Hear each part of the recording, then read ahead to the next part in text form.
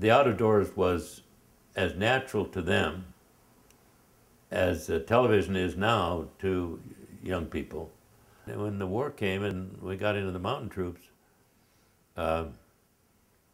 it was a life that was not all that different from what we had been living. We were training at Camp Hale, then we went to Kiska in the Aleutian Islands, came back, went to Camp Swift, Texas, in order to learn flatland maneuvers. Mm-hmm.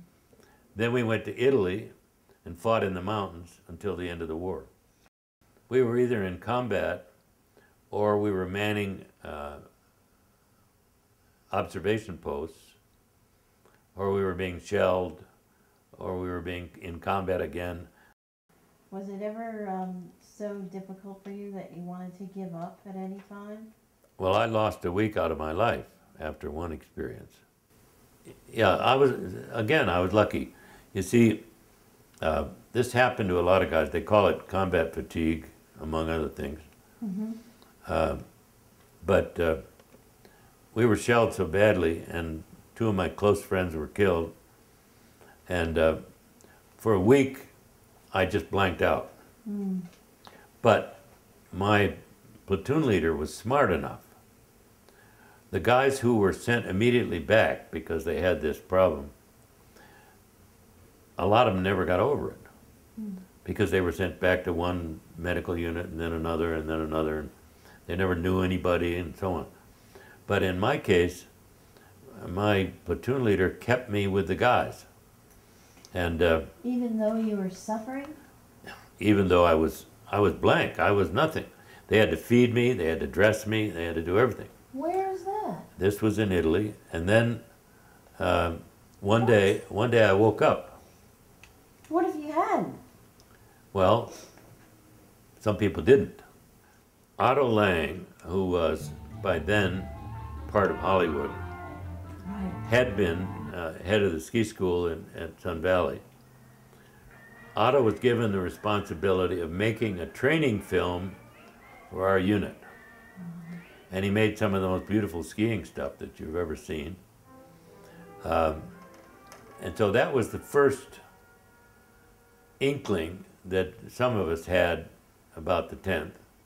I had the job when I was at Camp Hale of watching all these ex-Austrians, ex-Germans, and so forth, to see if they were acting non-patriotically. I knew a lot of these Austrians and Germans, but we looked up to them because they were the best skiers in the world. The high Europeans, that is Austrians, Swiss, mm-hmm, French, were primarily downhill and slalom. The Scandinavians were cross-country and jumping. American college skiers like Steve Knowlton and Steve Bradley, there was no accepted life of skiing. There was no such thing as a ski bum. Tep may have been the first because he chose to ski and work rather than teach in a ski school. Hannes Schneider offered him a job teaching.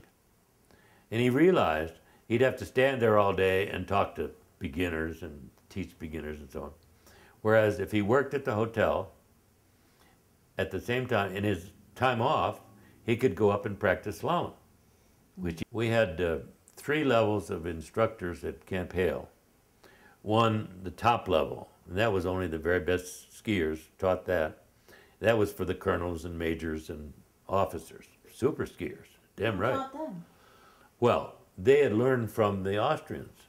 Oh. It was that level, and that was only the best skiers, like Tep. Well, primarily I think it was a combination of attitude and physical condition. Mm-hmm. We were in the best physical condition of any unit in the U.S. Army.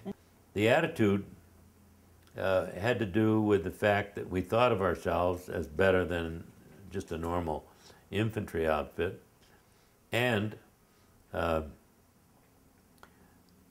whole idea was to stay alive and keep your buddy alive, and your buddy was somebody that meant a lot to you.